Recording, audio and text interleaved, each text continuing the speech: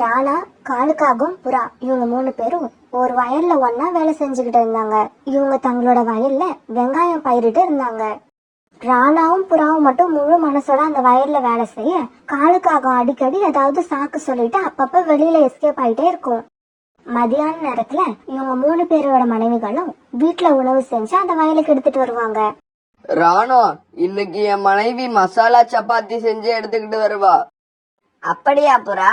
இன்னைக்கு நான் சோனாவை தேங்காய் சாதம் செஞ்சு எடுத்துட்டு வர சொல்லிருக்கேன். காலு, உங்க வீட்ல இருந்து கோரி இன்னைக்கு என்ன எடுத்துக்கிட்டு வருவாங்க? யாரு? கோரியா? கோரி எல்லாம் சாப்பாடு எடுத்துக்கிட்டு வர்றதே ரொம்ப பெரிய விஷயம். இதுல அது என்ன எடுத்துக்கிட்டு வருதுன்னு பாக்குறதெல்லாம் ரொம்ப ஓவர்.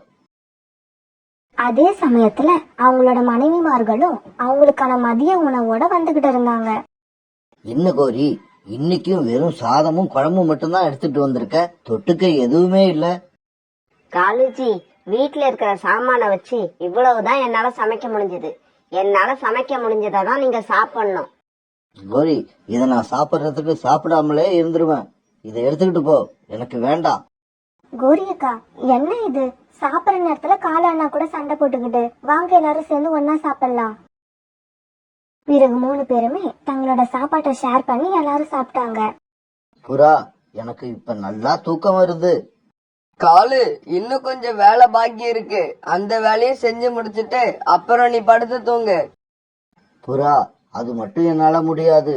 நான் பசியா இருக்கிறப்ப என்னால வேலையே செய்ய முடியாது. ஏன்னா எனக்கு அப்ப மயக்கமா வரும். அதே மாதிரி நான் வயிறு நிறைய சாப்பிட்டாலும் என்னால வேலையே செய்ய முடியாது. ஏன்னா அப்ப எனக்கு தூக்கமா வரும். காலு, நீ இப்படியே பேசிக்கிட்டு இருந்த என் வாயில அசிங்கமா வரும். சோனா, கோரி, ராணிபுரா சாப்பாடு எடுத்துட்டு வந்த இவங்க 3 பேரும் பிறகு வீட்டுக்கு கிளம்பினாங்க.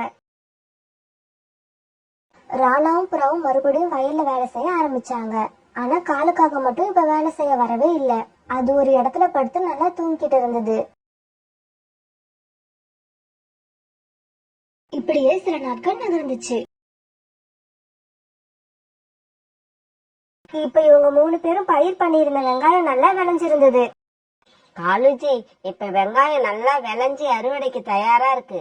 இந்த வெயில்ல வெங்காயத்தை புடுங்கிறது சாதாரண காரியம் இல்ல. பேசாம நான் சொல்றதை கேளுங்க. 2-3 நாள் உடம்புக்கு ஜுரம் வந்த மாதிரி நடிச்சு படுத்துக்குங்க. இல்லன்னா வேலை செஞ்சு உங்க இடுப்பு எலும்பு கழண்டுடும். ஆமாங்கோரி, நீ சொல்றது உண்மைதான். நானும் அதையே தான் நினைச்சுக்கிட்டு இருந்தேன். ஏன்னா என்னால இந்த வெயில்ல வெங்காய அறுவடையெல்லாம் பண்ண முடியாது. புறா, இப்ப எல்லா வெங்காயமும் அறுவடைக்கு தயாரா இருக்கு. ஆனா காலுக்காகம் போன தடவை போலவே இந்த தடவையும் ஏதாவது சாக்கு போக்கு சொல்லி வேலைக்கு வராதுன்னு தான் நினைக்கிறேன். ராணா, வெங்காயத்தை அறுவடை செய்யறத பத்தி நீ எதுவும் கவலைப்படாத. இந்த தடவை எல்லா வெங்காயத்தையும் காலுக்காகத்தை மட்டுமே அறுவடை செய்ய வைக்கிறேன் பாரு. அப்படியா? அது எப்படி? காலுக்காகம் இன்னும் கொஞ்ச நேரத்துல வந்துரும். வந்ததுக்கு அப்புறம் அது எப்படின்னு நான் உனக்கு சொல்றேன். இவங்க இப்படி பேசிக்கிட்டு இருக்கப்ப காலுக்காகவும் அங்க வந்தது. நண்பர்களே, இன்னைக்கு எனக்கு காலையில இருந்து பயங்கரமா ஜுரம் இருக்கு. இன்னும் 2 நாளைக்கு என்னால எந்த வேலையும் செய்ய முடியாது. காலு, உனக்கு உடம்பு சரியில்லைன்னா ஒன்னும் பிரச்சனை இல்ல. நீ வீட்டுல போய் நல்லா ரெஸ்ட் எடு. நான் இப்ப ராணா கிட்ட ஒரு முக்கியமான விஷயம் பேசணும். முக்கியமான விஷயமா? என்ன விஷயம்? ராணா, இன்னைக்கு காலையில நான் ஒரு கனவு கண்டேன். அந்த கனவுல நீயும் நானும் வயல்ல உள்ள எல்லா வெங்காயத்தையும் அறுவடை செய்யறோம். அப்ப நிலத்துக்கு அடியில இருந்து நமக்கு ஒரு புதையல் கிடைக்குது. அப்படியா? நம்ம நிலத்துக்கு அடியில புதையல் இருக்கிறது உண்மையா இருக்கும்னா வா, நாம இப்பவே போய் தோண்டி பார்க்கலாம். ராணா, நீ ஏன் அவசரப்படுற? நாளைக்கு தான் நம்ம வெங்காயத்தை அறுவடை செய்ய போறோம்ல. புதையல் இருந்துச்சுன்னா அப்ப நமக்கு கண்டிப்பா கிடைச்சிரும். இப்படி பேசின ராணா, குருவியும் புறாவும் பிறகு அங்கிருந்து கிளம்பி பறந்து போனாங்க. காலு, நீ இந்த சமயத்துல புத்திசாலித்தனமா ஏதாவது செஞ்சாகணும். நாளைக்கு காலையில விடிஞ்சதுக்கு அப்புறம் அந்த புதையலை எடுத்தா 3 பேருக்கும் சேர்த்து 3 பங்கு போட்டாகணும். இன்னைக்கு ராத்திரியே அதை நாம எடுத்துட்டோம்னா அந்த புதையல் முழுக்க நமக்கு தான். பிறகு வீட்டுக்கு போன காலுக்காகவும் நடந்தது எல்லாத்தையும் கோரிக்காகத்துக்கிட்ட எடுத்து சொல்லுச்சு. காலுஜி, இது ரொம்ப நல்ல விஷயம். இன்னைக்கு ராத்திரியே நம்ம நிலத்தை தோண்டி புதையலை எடுத்துட்டோம்னா அப்புறம் இந்த காட்டுலயே நாம தான் பணக்காரங்க. எல்லா வயலையும் நாமளே விலைக்கு வாங்கிடலாம். பிறகு ராணாவும் புறாவும் நம்ம கிட்ட கை கட்டி வேலை பார்ப்பாங்க. பிறகு இப்படி பேசிக்கிட்டு அவங்க ராத்திரியில வயலுக்கு போய் வயலை தோண்ட ஆரம்பிச்சாங்க. ஒவ்வொரு இடமா தோண்டி பார்த்த இவங்களுக்கு புதையல் கிடைக்கவே இல்லை. இப்ப விடியற நேரம் வந்துருச்சு. காலுக்காகவும் கோரிக்காகவும் இப்ப முழு வயலையும் தோண்டி முடிச்சிருந்தாங்க. எல்லா வெங்காயமும் வெளியில வந்திருந்தது. ஆனா புதையல் மட்டும் கிடைக்கவே இல்லை. காலுஜி, முழு வயலையும் தோண்டி பார்த்தாச்சு, எங்கேயுமே புதையல காணோம். அப்ப புறா கண்ட கனவு பொய்யா போயிடுச்சா? ஆமாங்கோரி, அப்படிதான் போல இருக்கு. எங்க பார்த்தாலும் வெங்காயமா தான் இருக்கு, புதையலையே காணும். மறுநாள் பொழுது விடிஞ்சிச்சு. பிறகு காலையில வயலுக்கு புறாவும் ராணாவும் வழக்கம் போல வந்தாங்க. அவங்க 2 பேரையும் பார்த்த காலுக்காகத்துக்கும் கோரிக்காகத்துக்கும் ரொம்ப கோபம் வந்தது. புறா, நேத்து உன்னோட கனவுல வந்தது எல்லாமே போய். நாங்க அந்த வயலை பூரா தோண்டி பார்த்துட்டோம், புதையலே கிடைக்கல. ஆமாம் புறா, ராத்திரி பூரா வயலை தோண்டி வெங்காயத்தை வெளியில எடுத்ததுதான் மிச்சம். புதையலே எங்களுக்கு கிடைக்கல. காலு, நான் கனவு கண்டதா சொன்னதெல்லாம் போய். இப்படி சொன்னாதான் நீங்க 2 பேரும் பேராசையில புதையல் எடுக்கிறதா நினைச்சு வெங்காயத்தை வெளியே கொண்டு வருவீங்கன்னு நானும் ராணாவும் கணக்கு போட்டோம். நாங்க நினைச்ச மாதிரியே நீங்களும் எல்லா வெங்காயத்தையும் வெளியே கொண்டு வந்துட்டீங்க. காலுஜி, இந்த வயல்ல எந்த புதையலுமே இல்ல போல இருக்கு. இந்த புறா நம்ம கிட்ட பொய் சொல்லி நம்ம 2 பேரையும் நல்லா வேலை வாங்கிடுச்சு. பிறகு காலுவும் கோரியும் தோண்டி வெளியில எடுத்த எல்லா வெங்காயத்தையும் புறாவும் ராணாவும் ஒன்னா சேர்த்தாங்க. இப்படியே சில நாட்கள் நகர்ந்துச்சு. பிறகு மறுபடியும் ராணா, புறா, காலுக்காகும் இவங்க 3 பேரும் தங்களோட வயல்ல வேலை பார்க்க ஆரம்பிச்சாங்க. இந்த தடவை இவங்க தங்களுடைய வயல்ல சோளம் பயிரிட்டாங்க. ஆனா இந்த முறையும் காலை அடிக்கடி ஏதாவது சாக்கு சொல்லிட்டு நிழலான இடத்துல போய் படுத்து தூங்கிக்கிட்டே இருந்தது. இத பார்த்த புறாவுக்கு ரொம்ப கோபம் வந்துருச்சு.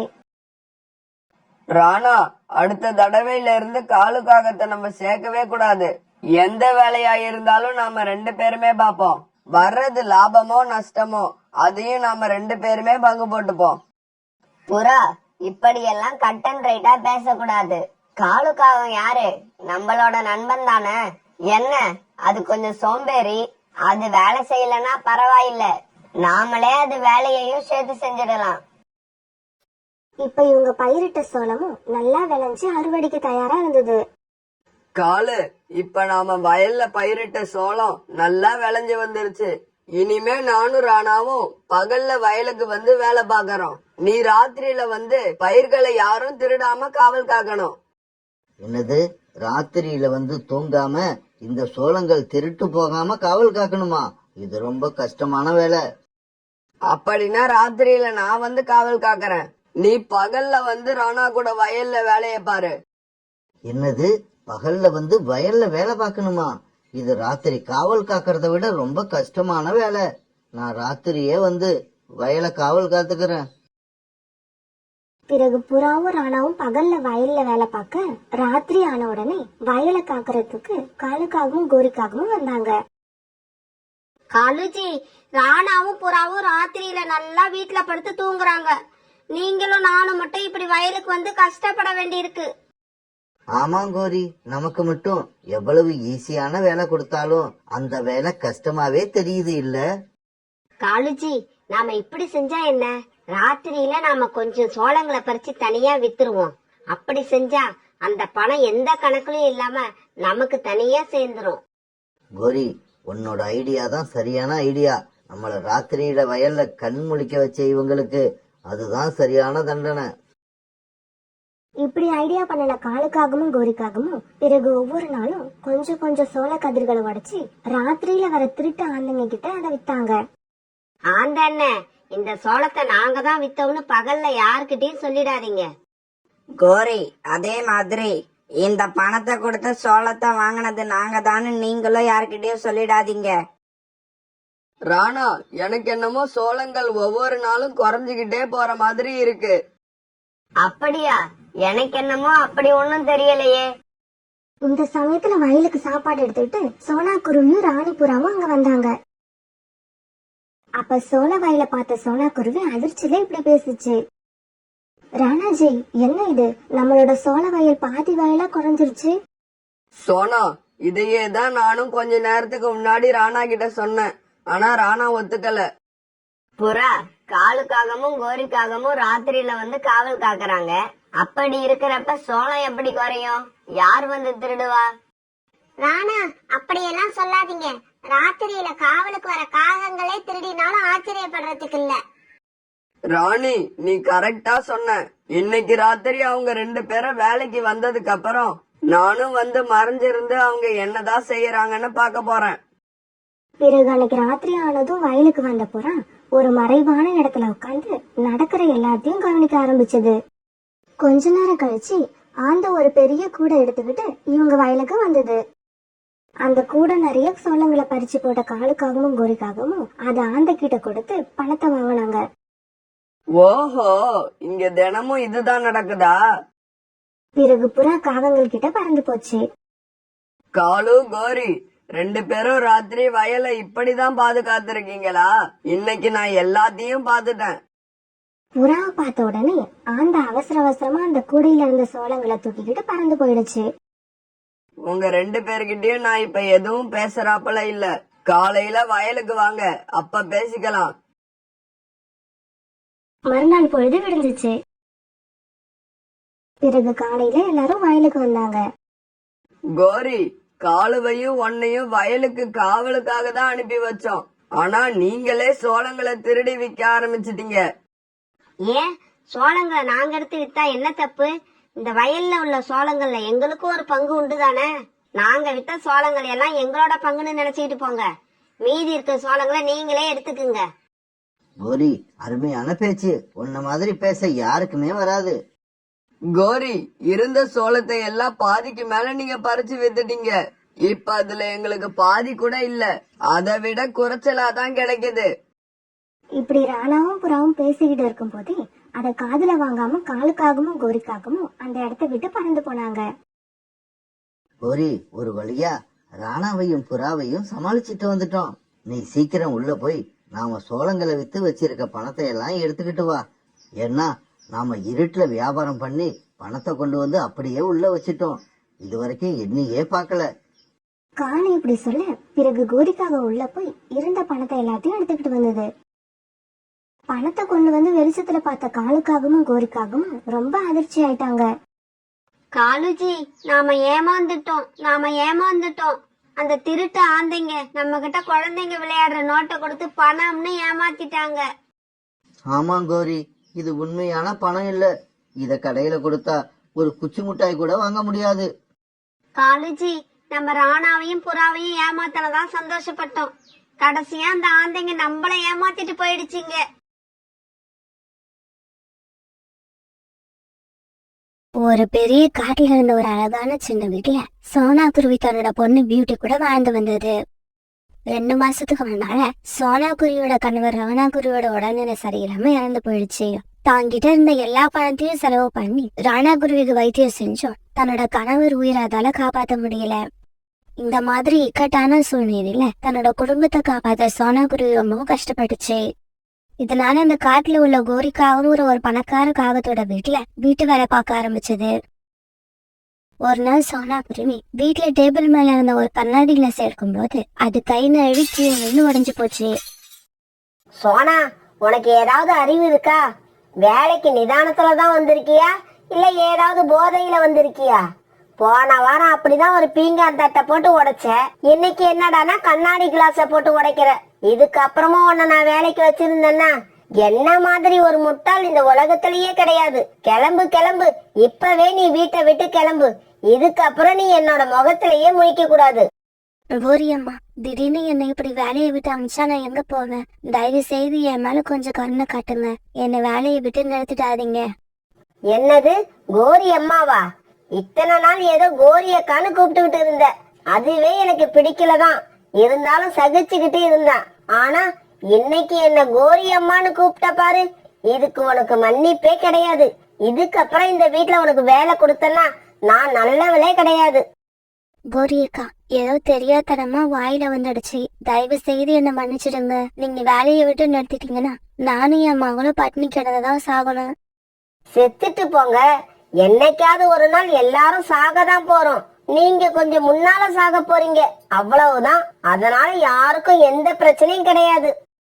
இதுக்கப்புறம் கோரி காகத்துக்கிட்ட பேசி எந்த பிரயோஜனமும் இல்லைங்கிறத தெரிஞ்சுக்கிட்ட சோனா குருவி எனக்கு அங்கிருந்து பறந்து போச்சு. வீட்டுக்கு போன சோனா குருவி அழுதுகிட்டே உட்கார்ந்துருந்தது. அம்மா அழறத பார்த்து பியூட்டி இப்படி பேச ஆரம்பிச்சது. அம்மா, உங்களுக்கு என்னாச்சு? ஏன் இப்படி அழுவுறீங்க? பியூட்டி, கோரி அக்கா என்ன வேலையை விட்டு நிறுத்திட்டாங்க. இதுக்கப்புறம் நம்ம சாப்பாட்டுக்கு என்ன பண்ண போறோம்னு நினைச்சா எனக்கு பயமா இருக்கு. அதுக்கப்புறம் வந்த நாட்கள்ல நிறைய இடங்கள்ல வேலை கேட்டு பார்த்தோம். சோனா குருவிக்கு எங்கேயுமே வேலை கிடைக்கல. இதனால மனசு உடைஞ்சு போன சோனா குருவி இந்த காட்டை விட்டு தன்னோட அம்மா வீட்டுக்கு போகலான்னு முடிவு பண்ணுச்சு. பிறகு தனக்கு தேவையான ஜாமான்களை ஒரு மூட்டையா கட்டி எடுத்துக்கிட்ட சோனா குருவி தன் பொண்ணு பியூட்டி கூட தன்னோட அம்மா வாயிற காட்டுல வந்து பறந்து போச்சு. இப்படி பறந்து போனவங்க வேகமா பறந்து போனதால சீக்கிரமாவே பியூட்டியோட பாட்டி வீட்டுக்கு போய் சேர்ந்தாங்க. தன்னோட பாட்டி வீட்டை பார்த்த பியூட்டி ரொம்பவும் ஆச்சரியப்பட்டுச்சு. ஏன்னா வீடு ரொம்பவும் அழகா இருந்தது. அம்மா, பாட்டி வீடு முன்ன மாதிரி இல்ல. இது ரொம்பவும் அழகா இருக்கு. இந்த வீட்டை பாட்டி எப்ப கட்டினாங்க? பியூட்டி, அம்மா இப்படி ஒரு அழகான வீட்டை கட்டியிருக்காங்கன்னு என்கிட்ட கூட சொல்லவே இல்ல. இப்படி சொன்ன குருவி பிறகு அந்த வீட்டு கதவு தட்டுச்சு. அம்மா அம்மா, நான் தான் சோனா வந்திருக்கேன், சீக்கிரம் கதவு தரங்க. சோனா குருவி இப்படி கதவை தட்டின உடனே அந்த வீட்டுக்குள்ள இருந்து ரோனி குருவி வெளியில வந்தது. சொல்லுங்க அம்மா, நீங்க யாரு? உங்களுக்கு என்ன வேணும்? இந்த வீடு என்னோட அம்மாவோடது. அவங்க தான் இந்த வீட்டுல இருந்தாங்க. இந்த வீட்டுக்கு நீங்க எப்படி வந்தீங்க? ஓ, இந்த வீட்ல இருந்த வயசான குருவியை சொல்றீங்களா? அவங்க போன மாசம் இறந்துட்டாங்க. அவங்களோட வைத்திய செலவுக்காக என்கிட்ட நிறைய பணம் வாங்கி இருந்தாங்க. அதுக்கு பதிலா இந்த வீட்டை என்ன எடுத்துக்க சொன்னாங்க. அவங்க இறந்ததுக்கு அப்புறம் இந்த வீட்டை புது வீடா கட்டி நான் தான் குடியிருக்கேன். இப்படி சொல்லிட்டு ரோனி குருவி தன்னுடைய வீட்டுக்குள்ள போயிடுச்சு. இதையெல்லாம் கேட்டுட்டு சோனா குருவியும் பியூட்டியும் கண்ணீர் விட்டு அழுதாங்க. அம்மா, அப்பா நம்மள விட்டுட்டு போனாங்க. இதுக்கப்புறம் பாட்டி நமக்கு ஆதரவா இருப்பாங்கன்னு நினைச்சு வந்தோம். இப்ப பாட்டியும் நம்மள விட்டுட்டு போயிட்டாங்க. இதுக்கப்புறம் நாம எங்க போவோம்? நமக்குன்னு இந்த உலகத்துல யாருமே இல்ல. பியூட்டி, இங்கேயே உட்காந்து அழுதுகிட்டு இருக்கிறது விட்டால் தானே. வா, இந்த உலகம் ரொம்ப பெருசு. எங்கேயாவது போய் நமக்கான இடத்த தேடுவோம். இப்படி சொன்ன குருவி பிறகு பியூட்டி அழைச்சுக்கிட்டு அங்கிருந்து பறந்து போச்சு. இப்படி போன இவங்க ஒரு இடத்துல ஒரு பறவை கீழே விழுந்து சத்தம் போட்டுட்டு இருக்கத பார்த்தாங்க. இத பார்த்த அவங்க உடனே அந்த பறவை கிட்ட போனாங்க. என்ன காப்பாத்துங்க, என்ன காப்பாத்துங்க. ஆண்டி, ஆண்டி, எதுக்காக சத்தம் போடுறீங்க? என்னாச்சு? என்னோட ரெக்கையில ஒரு முள்ளு குத்தி காய ஆயிடுச்சு. அந்த முள்ளை எப்படியாவது எடுத்து விடுங்க. உடனே சோனா குருவி ரொம்பவும் கஷ்டப்பட்டு அந்த முள்ளை எடுத்து வெளியே போட்டது. பறவைகளே, உங்களுக்கு ரொம்பவும் நன்றி. ஆமா, நீங்க யாரு? உங்களோட வீடு எங்க இருக்கு? அந்த பறவை இப்படி கேட்டதும் சோனா குருவியும் பியூட்டியும் அழ ஆரம்பிச்சாங்க. இங்க பாருங்க, எங்களுக்குன்னு எந்த வீடும் இல்ல, நாங்க ரொம்ப ஏழை. இப்படி ஆரம்பிச்ச சோனா குருவி பிறகு நடந்த கதை எல்லாத்தையும் அதுகிட்ட சொல்லுச்சு. சோனா குருவியோட கதையை கேட்டு அந்த பறவைக்கு இவங்க மேல ரொம்பவும் இறக்கம் வந்தது. சரி, 2 பேரும் என் பின்னால வாங்க, உங்களுக்கு ஒரு நல்ல இடத்த காட்டுறேன். இப்படி சொன்ன பறவை முன்னால பறந்து போக சோனா குருவியும் பியூட்டியும் பின்னாலேயே பறந்து போனாங்க. இப்படி பறந்து போன அந்த பறவை சமவெளி, கடல் இப்படி நிறைய இடங்களை தாண்டி போச்சு. இங்க பாருங்க, இந்த வீடு தான் என்னோட வீடு. நான் இங்க தங்கி இருக்கேன். இதோ இந்த வீட்டுக்கு பக்கத்துல உள்ள வீட்டுல நீங்க தங்கி இருங்க. அதுவும் என்னோட வீடு தான். அங்க யாரும் இல்ல, காலியா தான் இருக்கு. பிறகு மறுநாள் வேலை தேடி சோனா குருவியும் பியூட்டியும் பறந்து போனாங்க. இப்படி பறந்து போனவங்க அந்த பக்கம் இருந்த ஒரு தீவுக்கு போனாங்க. பிறகு அந்த தீவை சுத்தி பார்த்தவங்க ஒரு இடத்துல வாழை மரங்கள் நிறைய இருக்கிறதையும் அதுல பழங்கள் காய்ச்சி தொங்குறதையும் பார்த்தாங்க. அம்மா, இந்த தீவுல என்ன இவ்வளவு வாழைப்பழங்கள் இருக்கு? அப்படின்னா இந்த தீவுக்கு இது வரைக்கும் எந்த பறவைகளுமே வரலன்னு அர்த்தம். நாம தான் இப்ப முதல் முறையா வந்திருக்கோம். அம்மா, ஒரே இடத்துல இவ்வளவு வாழை மரங்களை நான் இப்பதான் பாக்குறேன். பிறகு பியூட்டியும் சோனா குருவியும் அந்த வாழைப்பழங்களை சாப்பிட்டு பார்த்தாங்க. பியூட்டி, இந்த வாழைப்பழங்களோட ருசி தேன் மாதிரி இனிப்பா இருக்கு. இதை எடுத்துக்கிட்டு போய் நம்ம காட்டுல உள்ள மார்க்கெட்ல வியாபாரம் பண்ணா நமக்கு நிறைய பணம் கிடைக்கும். அம்மா, வியாபாரம் பண்ற அளவுக்கு இந்த வாழைப்பழங்களை நம்மளால எப்படி எடுத்துக்கிட்டு போக முடியும்? அங்க பாரு பியூட்டி, இந்த காட்டோட இன்னொரு பக்கம் மூங்கில் மரங்கள் நிறைய இருக்கு. அந்த மூங்கில் மரங்களை வெட்டி நாம ஒரு படகு தயார் பண்ணுவோம். அப்புறம் அந்த படகுல வாழைப்பழங்களை ஏத்துக்கிட்டு நம்ம காட்டுக்கு போகலாம். இப்படி சொன்ன சோனா குருவி பிறகு அங்க இருந்த மூங்கில் மரங்கள்ல ஒரு படகு தயார் பண்ணுச்சு. பிறகு அந்த படகுல நிறைய வாழைப்பழங்களை பறிச்சு வச்சுக்கிட்டு 2 பேரும் தீவை விட்டு கிளம்பினாங்க. அந்த சமயத்துல பேராசை ஒரு பறவையா மாறி அவங்க கிட்ட போச்சு. இங்க பாருங்க, உங்களோட படகுல என்னையும் ஏத்திக்கோங்க. என்னையும் நீங்க போற காட்டுக்கு அழைச்சிக்கிட்டு போங்க. அப்படி நீங்க என்ன அழைச்சிக்கிட்டு போனீங்கன்னா உங்களுக்கு நான் நிறைய பணம் கொடுப்பேன். இல்ல, எங்களுடைய படகு நிறைய எடை தாங்காது. நாங்க இதுல வச்சிருக்க வாழைப்பழமும் நாங்களும் மட்டும்தான் போகலாம். வேணும்னா நீங்க இங்கேயே இருங்க. நான் வாழைப்பழத்தை எங்க காட்டுக்கு போய் இறக்கி வச்சுட்டு மறுபடியும் வந்து உங்களை அழைச்சிட்டு போறேன். முடியாது, நான் உங்க கூட இப்பவே வரணும். உங்களால முடிஞ்சா அழைச்சிக்கிட்டு போங்க, இல்லன்னா விட்டுடுங்க. நான் எப்படியாவது அங்க வந்து சேருவேன். ஆனா ஒண்ணு மட்டும் ஞாபகம் வச்சுக்கோங்க, இப்ப நீங்க என்ன அழைச்சிக்கிட்டு போனீங்கன்னா நான் உங்களுக்கு நிறைய பணம் தருவேன். ஆண்டி, உங்க பணம் எங்களுக்கு வேண்டாம். நாங்க உயிரோட எங்க காட்டுக்கு போய் சேரணும். எங்களுக்கு அதுதான் முக்கியம். இப்படி சொன்ன சோனா குருவியும் பியூட்டியும் பிறகு படகை தங்களுடைய காட்டை நோக்கி ஓட்டிட்டு போக ஆரம்பிச்சாங்க. இப்படி தங்களோட காட்டுக்கு போனாங்க. அவங்க எடுத்துட்டு வந்த வாழைப்பழங்களை அந்த காட்டுல விற்பனை பண்ண ஆரம்பிச்சாங்க. அந்த காட்டுல இது வரைக்கும் யாருமே வாழைப்பழங்களை விற்பனை பண்ணாததால ரொம்ப சீக்கிரமாவே எல்லா வாழைப்பழங்களும் வித்து தீர்ந்துடுச்சு. சோனா குருவிக்கும் நல்ல லாபம் கிடைச்சது. பியூட்டி நம்மளோட அழுக்குறன் அந்த கடவுளுக்கு கேட்டுடுச்சுன்னு நினைக்கிறேன். அதனாலதான் நமக்கு இப்படி ஒரு நல்ல வழியை காட்டியிருக்காரு. அதுக்கப்புறம் அந்த நாட்கள்ல சோனா குருவியும் பியூட்டியும் தங்களுடைய மூங்கில் படகுல அந்த தீவுக்கு போய் வாழைப்பழங்களை எடுத்துட்டு வந்து அதை மார்க்கெட்ல விற்கிறத தொடர்ந்து செஞ்சுக்கிட்டு இருந்தாங்க. இப்படியே சில நாட்கள் நகர்ந்துச்சு. ஒரு நாள் இப்படி சோனா குருவியும் பியூட்டியும் தங்களுடைய காட்டுல உள்ள மார்க்கெட்ல வாழைப்பழங்களை விற்பனை பண்ணிட்டு இருக்கும்போது தூரமா உள்ள காட்டுக்கு போய் திரும்பி வந்துகிட்டு இருந்த கோரிக்காகவும் இவங்களை பார்த்துட்டு இவங்க கிட்ட வந்தது. சோனா, என்ன இது வாழைப்பழ வியாபாரம் பண்ற? அது இருக்கட்டும், உன் கழுத்துல செயின், காதுல தோடு, உன்னை பார்க்க இப்ப ரொம்ப வசதியா வாழற மாதிரி இருக்கு. ஆமா, இந்த வாழைப்பழங்கள் எல்லாம் உனக்கு ஏது? சொந்தமா ஏதாவது தோட்டம் வச்சிருக்கியா? கோரிக்காவை இப்படி கேட்ட உடனே எப்பவும் உண்மையவே பேசி பழகின சோனா குருவி இந்த வாழைப்பழங்கள் தனது என்றாந்து கிடைச்சதுங்கிற உண்மைய கோரிக்காகத்துக்கிட்ட சொல்லுச்சு. அப்படியா? அங்க இன்னும் வாழைப்பழங்கள் இருக்கா? ஆமா கோரியக்கா, அந்த தீவுல உள்ள வாழைப்பழங்கள் எல்லாம் ஒரு நாளும் தீந்தே போகாது. ஏன்னா அவ்வளவு வாழை மரங்கள் அங்க இருக்கு. இதை கேட்ட உடனே கோரிக்காவின் பேராசையால தனது வாயை மூடவே இல்லை. உடனே கோரிக்காக தன்னுடைய கணவர் காலுக்காகத்தை பார்த்து வேக வேகமா பறந்து போச்சு. காலுஜி, சீக்கிரமா ஒரு படகை தயார் பண்ணுங்க. படகா? படகு நமக்கு எதுக்கு? அதை வச்சு நாம என்ன பண்றது? இங்க பாருங்க, நம்ம வீட்டுல வேலை பார்த்துக்கிட்டு இருந்த சோனா குருவி இப்ப புதுசா ஒரு தீவை கண்டுபிடிச்சிருக்கு. அந்த தீவுல நிறைய வாழை மரங்கள் இருக்கு.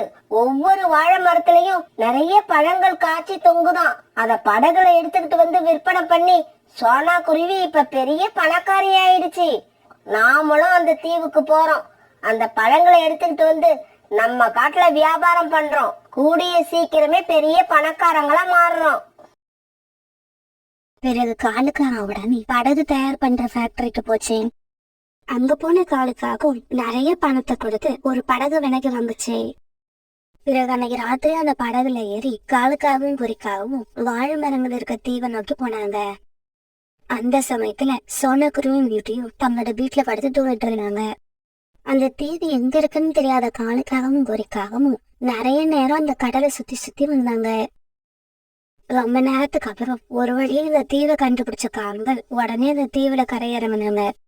கோரி, இன்னைக்கு ராத்திரி எவ்வளவு பழங்களை பறிக்க முடியுமோ அவ்வளவு பழங்களையும் பறிச்சு எடுத்துக்கிட்டு போகணும். சோனா குருவி காலையில வந்து இந்த தீவே காலியா இருக்கிறத பார்த்துட்டு கண்ணீர் விட்டு கதறணும். காலுஜி, பேசிக்கிட்டே இருந்தீங்கன்னா எந்த காரியமும் நடக்காது. பேச்ச நிறுத்திட்டு சீக்கிரமா பழங்களை பறிச்சு படகுக்கு எடுத்துக்கிட்டு போங்க. இப்படி பேசிக்கிட்ட காணுக்காகவும் குறிக்காகவும் பழங்களை பறிச்சு தங்களுடைய படகுக்கு எடுத்துட்டு போக ஆரம்பிச்சாங்க. இப்படி பழங்களை எடுத்துட்டு போனவங்க தங்களுடைய படகு நிரம்பி வழிய அளவுக்கு பழங்களை கொண்டு போய் சேர்த்துட்டாங்க. காலுஜி, எனக்கு என்னமோ இன்னும் பழங்களை எடுத்துக்கிட்டு போனா நல்லா இருக்கும்னு தோணுது. கோரி, இதுக்கு மேல இந்த படகுல நாம பழங்களை ஏத்துனா படகு நம்ம காட்டுக்கு போகாது, கடலுக்கு அடியில போயிடும். இப்படி பேசிக்கிட்ட காங்க அந்த தீவை விட்டு கிளம்புற சமயத்துல பேராசை ஒரு பறவையா மாறி அந்த இடத்துக்கு வந்தது. காகங்களே, என்னையும் உங்க கூட அழைச்சிக்கிட்டு போங்க. இந்த கடலோட அக்கறையில என்ன கொண்டு போய் இறக்கி விட்டுடுங்க. இங்க பாரு பறவையே, ஏற்கனவே எங்க படகுல வெயிட் அதிகமா இருக்கு, அதனால உன்னை இந்த படகுல ஏத்திக்கிட்டு போக முடியாது. இங்க பாருங்க, என்ன நீங்க ஏத்திக்கிட்டு போனீங்கன்னா அதுக்கு பதிலா உங்களுக்கு நான் நிறைய பணம் கொடுப்பேன். பணமா? நிறைய கொடுப்பியா? அப்படின்னா எவ்வளவு கொடுப்ப? உடனே அந்த பறவை ஒரு பணக்கட்டை எடுத்து காங்கள் கிட்ட காட்டுச்சு. என்ன கொண்டு போய் அக்கறையில விட்டுட்டீங்கன்னா இதே மாதிரி 2 கட்டு உங்களுக்கு பணம் கொடுப்பேன். இந்த மாதிரி 2 கட்டு பணத்தை பார்த்த உடனே பேராசைப்பட்ட காங்கள் 2 பேரும் அந்த பறவையையும் படகுல ஏத்திக்கிட்டு தங்களோட காட்டை நோக்கி போக ஆரம்பிச்சாங்க. அந்த பேராசை பறவை கொஞ்ச தூரம் போன உடனே தன்னுடைய உருவத்தை பெருசா மாத்திக்க ஆரம்பிச்சது. அதனால அந்த பறவையோட உருவம் ரொம்ப பெருசா வளர்ந்துகிட்டே இருந்தது. ஐயோ காலுஜி, இந்த பறவைய பாருங்க. இந்த பறவையோட உருவம் வளர்ந்துகிட்டே போகுது. இந்த பறவையோட எடை அதிகமாகறதால நம்மளோட படகு தள்ளாடுது. ஏய் பறவையே, நீ யாரு? எதனால உன்னோட உருவம் இப்படி பெருசா வளர்ந்துகிட்டே போகுது? காகங்களே, நான் தான் பேராசை. நான் ஒரு பறவையா உருவம் எடுத்து உங்ககிட்ட வந்தேன். ஏற்கனவே இங்க பழங்களை எடுக்க வந்த ஒரு பறவை மனசுல பேராசைய உண்டு பண்ண பார்த்தேன். ஆனா என்னால முடியல. நீங்க அப்படி இல்ல. உங்க மனசுல என்னால ஈஸியா பேராசைய உண்டாக்க முடிஞ்சுது. இங்க பாரு, எங்களை மன்னிச்சிரு. தயவு செய்து உன்னுடைய உருவத்தை பழையபடி ஆக்கிக்க. எங்களை உயிரோட எங்களோட காட்டுக்கு போக விடு. முடியாது. பேராசைய தங்களோட மனசுக்குள்ள அனுமதிச்ச எல்லாருக்குமே அழிவுதான் முடிவு. அதுல இருந்து நீங்க தப்பிக்கவே முடியாது. இப்படி அந்த பறவை பேசிக்கிட்டே இருக்கும்போது அந்த படகு எடை தாங்க முடியாம கடல்ல மூழ்கி போச்சு. அந்த படகுல இருந்த பேராசை பிடிச்ச காவங்கள் 2 பேரும் அவங்க மனசுல இருந்த பேராசையால தங்களுடைய உயிரை விட்டாங்க.